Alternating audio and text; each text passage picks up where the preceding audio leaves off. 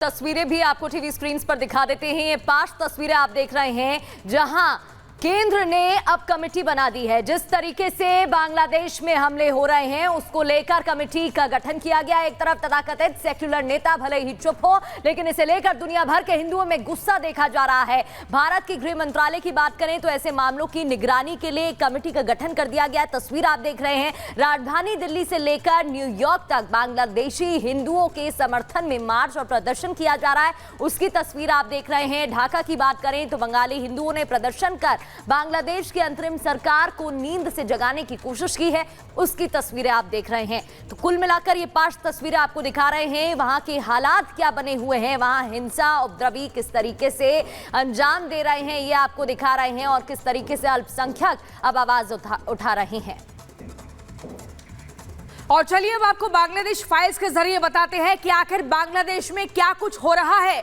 बांग्लादेश में अल्पसंख्यकों पर अत्याचार जारी है और वहां पर जो हिंदू रह रहे हैं उन्हीं को अल्पसंख्यक कहा जाता है। ऐसे में उनके साथ लगातार बुरा व्यवहार किया जा रहा है, मारपीट की जा रही है। हिंसा के वीडियो लगातार सोशल मीडिया पर वायरल हो रहे हैं। जो भी उन वीडियो को देख रहा है हर किसी की रूह कांप जा रही है। आपको बता दें कैसे उन हिंदुओं के साथ बुरा बर्ताव किया जा रहा है, उनको मजबूर किया जाता है वहां पर रह रहे कट्टरपंथियों की बातों को मानने के लिए। और वो हिंसा के वीडियो सोशल मीडिया पर आ रहे हैं जिसको लेकर इंडी गठबंधन भी चुप है। भारत बांग्लादेश सीमा पर हजारों हिंदू जमा हुए हैं। हमने आपको अब से कुछ देर पहले तस्वीरें भी दिखाई थी कैसे हजारों की तादाद में बांग्लादेशी हिंदू भारत बांग्लादेश की सीमा पर डटे हुए हैं। बॉर्डर पर ही रोके गए हैं शरण मांगने वाले हिंदू, उनको बॉर्डर पर ही रोक दिया गया है। हिंसा रोकने में बांग्लादेश की सरकार नाकाम है। उस सरकार के ऊपर सवाल उठ रहे हैं कि आखिर इस हिंसा को कंट्रोल क्यों नहीं किया। आपको बता दें मोहम्मद यूनुस की आज जो अपील है वो हिंसा रुके वरना मामला और गड़बड़ाएगा। भारत के गृह मंत्रालय ने मामले पर कमेटी बनाई है, लगातार नजर बनाए हुए हैं। हसीना के बेटे का दावा है कि हिंसा के पीछे आईएसआई की साजिश है। वहीं हमलों के खिलाफ ढाका में हिंदुओं का प्रदर्शन लगातार जारी है। हिंदू इंसाफ की मांग कर रहे हैं, नारेबाजी कर रहे हैं और उनका कहना है कि इस अत्याचार पर रोक लगाई जाए।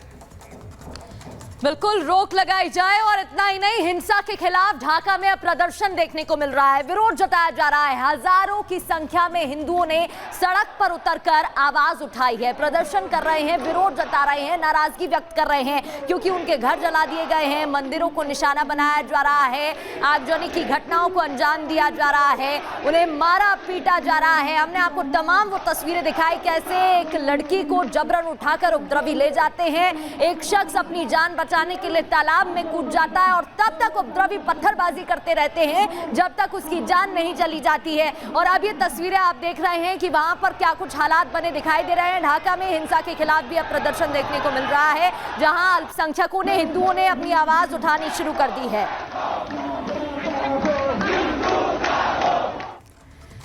तो चलिए अब आपको सुनवाएंगे कि शेख हसीना के बेटे का क्या कुछ कहना है, किस तरीके से ये साजिश रची गई, कि इसके पीछे किसका हाथ है और कैसे अल्पसंख्यकों पर अत्याचार किया जा रहा है।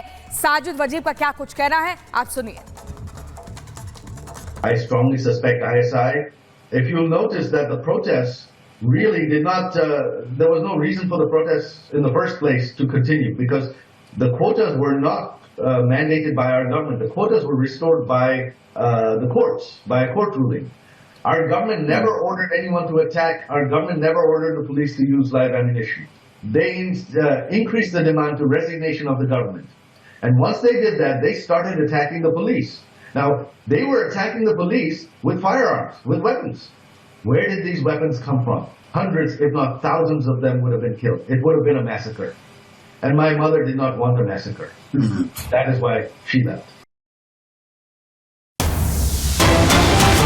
खबर का रुख कर लेते हैं। कोलकाता में अस्पताल में महिला ट्रेनी डॉक्टर का शव मिलने का मामला, जांच के लिए बनी कमेटी पर अमित मालवीय ने अब सवाल खड़े कर दिए हैं। 11 सदस्यीय टीम में इंटर्न की क्या जरूरत थी, इंटर्न क्यों थी, ये सवाल उन्होंने पूछा है। अमित मालवीय ने कहा कमेटी से जुड़े कई लोग टीएमसी से जुड़े हुए हैं, जांच पूरी तरह से दिखावा है। अमित मालवीय ने सवाल पूछे हैं। दरअसल ये पूरा मामला सामने आया कोलकाता मामले पर। अब शख्स हिरासत में ले लिया गया है, लेकिन अमित मालवीय ने कई सवाल पूछा है कि जब जांच टीम का गठन हुआ था तो उसमें एक महिला इंटर्न की जरूरत क्या थी। वहीं जो परिवार वाले हैं उनका कहना है, वो आशंका जता रहे हैं रेप की और हत्या की। इस पूरे मामले में जांच की मांग कर रहे हैं। तस्वीरें भी आपको कुछ दिखा रहे हैं, हंगामे की तस्वीरें भी वहां से सामने आई हैं। परिवार को रेप के बाद हत्या का शक है और वो जांच की मांग कर रहे हैं। और बड़ी खबर आपको बता दें, कोलकाता अस्पताल में डॉक्टर का शव मिलने का मामला। महिला डॉक्टर के पिता ने आरोप लगाया, परिवार ने रेप के बाद हत्या की आशंका जताई है। सच्चाई छिपाने की कोशिश की जा रही है। आरजी कर मेडिकल कॉलेज के इमरजेंसी बिल्डिंग के सेमिनार हॉल में ट्रेनी डॉक्टर का शव संदिग्ध हालत में मिला था। शरीर पर चोट के कई निशान मिले हैं। ये आपको बता दें, कोलकाता अस्पताल में डॉक्टर का शव मिलने का पूरा मामला है।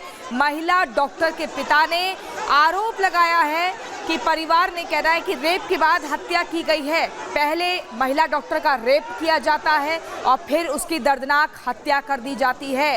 सच्चाई छिपाने की कोशिश की जा रही है। तो एक तरफ परिजन आरोप लगा रहे हैं, वहीं कोलकाता मामले पर एक शख्स हिरासत में ले लिया गया है। इस शख्स को हिरासत में लिया गया, पूछताछ हो रही है। कोलकाता पुलिस थाने में पूछताछ में जुटी हुई है और पूछा जा रहा है जब टीम गठित हुई थी फिर आगे क्या कुछ कदम उठाए गए। जो भी इंफॉर्मेशन सामने आई है उसको लेकर जांच की जा रही है। संदिग्ध हालत में शव मिला था, परिवार को रेप के बाद हत्या का शक है। वहीं इस पूरे मामले में एक शख्स को हिरासत में ले लिया गया है। हंगामे की तस्वीर भी सामने आई थी। ये वही शख्स तस्वीरों में आप देख रहे हैं जिसे पुलिस ने हिरासत में लिया है और हर पहलू से, हर एंगल से पूछताछ में टीम जुटी हुई है। अमित मालवीय ने भी इस पूरे मामले में अब कई सवाल खड़े कर दिए हैं कि महिला इंटर्न की आखिर जरूरत थी क्या।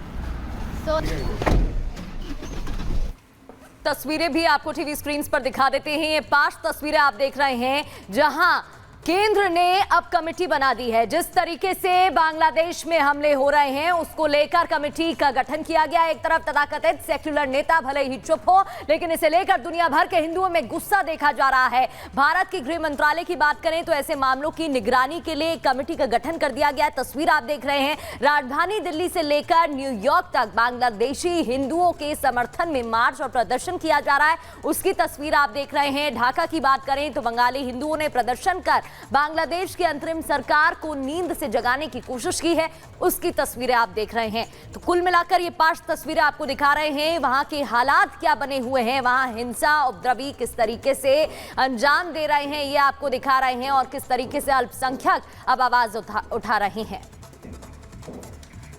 और चलिए अब आपको बांग्लादेश फाइल्स के जरिए बताते हैं कि आखिर बांग्लादेश में क्या कुछ हो रहा है। बांग्लादेश में अल्पसंख्यकों पर अत्याचार जारी है और वहां पर जो हिंदू रह रहे हैं उन्हीं को अल्पसंख्यक कहा जाता है। ऐसे में उनके साथ लगातार बुरा व्यवहार किया जा रहा है, मारपीट की जा रही है। हिंसा के वीडियो लगातार सोशल मीडिया पर वायरल हो रहे हैं। जो भी उन वीडियो को देख रहा है हर किसी की रूह कांप जा रही है। आपको बता दें कैसे उन हिंदुओं के साथ बुरा बर्ताव किया जा रहा है, उनको मजबूर किया जाता है वहां पर रह रहे कट्टरपंथियों की बातों को मानने के लिए। और वो हिंसा के वीडियो सोशल मीडिया पर आ रहे हैं जिसको लेकर इंडी गठबंधन भी चुप है। भारत बांग्लादेश सीमा पर हजारों हिंदू जमा हुए हैं। हमने आपको अब से कुछ देर पहले तस्वीरें भी दिखाई थी कैसे हजारों की तादाद में बांग्लादेशी हिंदू भारत बांग्लादेश की सीमा पर डटे हुए हैं। बॉर्डर पर ही रोके गए हैं शरण मांगने वाले हिंदू, उनको बॉर्डर पर ही रोक दिया गया है। हिंसा रोकने में बांग्लादेश की सरकार नाकाम है। उस सरकार के ऊपर सवाल उठ रहे हैं कि आखिर इस हिंसा को कंट्रोल क्यों नहीं किया। आपको बता दें मोहम्मद यूनुस की आज जो अपील है वो हिंसा रुके वरना मामला और गड़बड़ाएगा। भारत के गृह मंत्रालय ने मामले पर कमेटी बनाई है, लगातार नजर बनाए हुए हैं। हसीना के बेटे का दावा है कि हिंसा के पीछे आईएसआई की साजिश है। वहीं हमलों के खिलाफ ढाका में हिंदुओं का प्रदर्शन लगातार जारी है। हिंदू इंसाफ की मांग कर रहे हैं, नारेबाजी कर रहे हैं और उनका कहना है कि इस अत्याचार पर रोक लगाई जाए। बिल्कुल रोक लगाई जाए और इतना ही नहीं, हिंसा के खिलाफ ढाका में अब प्रदर्शन देखने को मिल रहा है, विरोध जताया जा रहा है। हजारों की संख्या में हिंदुओं ने सड़क पर उतरकर आवाज उठाई है, प्रदर्शन कर रहे हैं, विरोध जता रहे हैं, नाराजगी व्यक्त कर रहे हैं क्योंकि उनके घर जला दिए गए हैं, मंदिरों को निशाना बनाया जा रहा है, आगजनी की घटनाओं को अंजाम दिया जा रहा है, उन्हें मारा पीटा जा रहा है। हमने आपको तमाम वो तस्वीरें दिखाई कैसे एक लड़की को जबरन उठाकर उपद्रवी ले जाते हैं, एक शख्स अपनी जान बचाने के लिए तालाब में कूद जाता है और तब तक उपद्रवी पत्थरबाजी करते रहते हैं जब तक उसकी जान नहीं चली जाती है। और अब ये तस्वीरें आप देख रहे हैं कि वहां पर क्या कुछ हालात बने दिखाई दे रहे हैं। ढाका में हिंसा के खिलाफ भी अब प्रदर्शन देखने को मिल रहा है, जहां अल्पसंख्यकों ने, हिंदुओं ने अपनी आवाज उठानी शुरू कर दी है।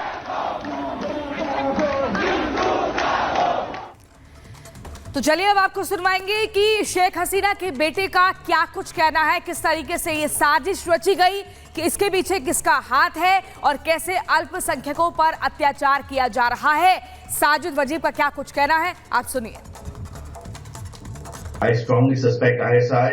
If you'll notice that the protests really did not, there was no reason for the protests in the first place to continue because the quotas were not mandated by our government. The quotas were restored by the courts, by a court ruling. Our government never ordered anyone to attack. Our government never ordered the police to use live ammunition. They increased the demand to resignation of the government. And once they did that, they started attacking the police. Now, they were attacking the police with firearms, with weapons. Where did these weapons come from? Hundreds, if not thousands of them would have been killed. It would have been a massacre. And my mother did not want a massacre. That is why she left. खबर का रुख कर लेते हैं। कोलकाता में अस्पताल में महिला ट्रेनी डॉक्टर का शव मिलने का मामला, जांच के लिए बनी कमेटी पर अमित मालवीय ने अब सवाल खड़े कर दिए हैं। 11 सदस्यीय टीम में इंटर्न की क्या जरूरत थी, इंटर्न क्यों थी, ये सवाल उन्होंने पूछा है। अमित मालवीय ने कहा कमेटी से जुड़े कई लोग टीएमसी से जुड़े हुए हैं, जांच पूरी तरह से दिखावा है।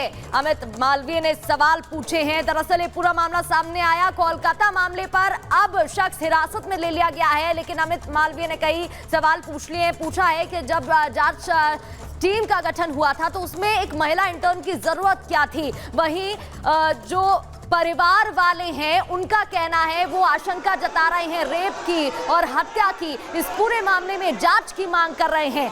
तस्वीरें भी आपको कुछ दिखा रहे हैं, हंगामे की तस्वीरें भी वहां से सामने आई हैं। परिवार को रेप के बाद हत्या का शक है और वो जांच की मांग कर रहे हैं। और बड़ी खबर आपको बता दें, कोलकाता अस्पताल में डॉक्टर का शव मिलने का मामला, महिला डॉक्टर के पिता ने आरोप लगाया, परिवार ने रेप के बाद हत्या की आशंका जताई है, सच्चाई छिपाने की कोशिश की जा रही है। आरजी कर मेडिकल कॉलेज के इमरजेंसी बिल्डिंग के सेमिनार हॉल में ट्रेनी डॉक्टर का शव संदिग्ध हालत में मिला था, शरीर पर चोट के कई निशान मिले हैं। ये आपको बता दें, कोलकाता अस्पताल में डॉक्टर का शव मिलने का पूरा मामला है।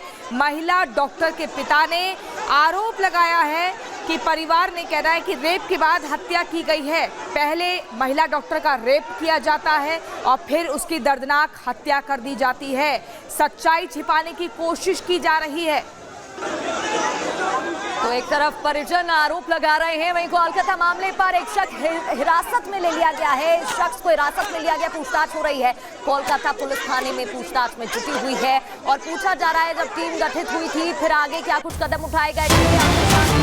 जो भी इंफॉर्मेशन सामने आई है उसको लेकर जांच की जा रही है। संदिग्ध हालत में शव मिला था, परिवार को रेप के बाद हत्या का शक है। वहीं इस पूरे मामले में एक शख्स को हिरासत में ले लिया गया है। हंगामे की तस्वीर भी सामने आई थी, ये वही शख्स तस्वीरों में आप देख रहे हैं जिसे पुलिस ने हिरासत में लिया है और हर पहलू से, हर एंगल से पूछताछ में टीम जुटी हुई है। अमित मालवीय ने भी इस पूरे मामले में अब कई सवाल खड़े कर दिए हैं कि महिला इंटर्न की आखिर जरूरत थी क्या।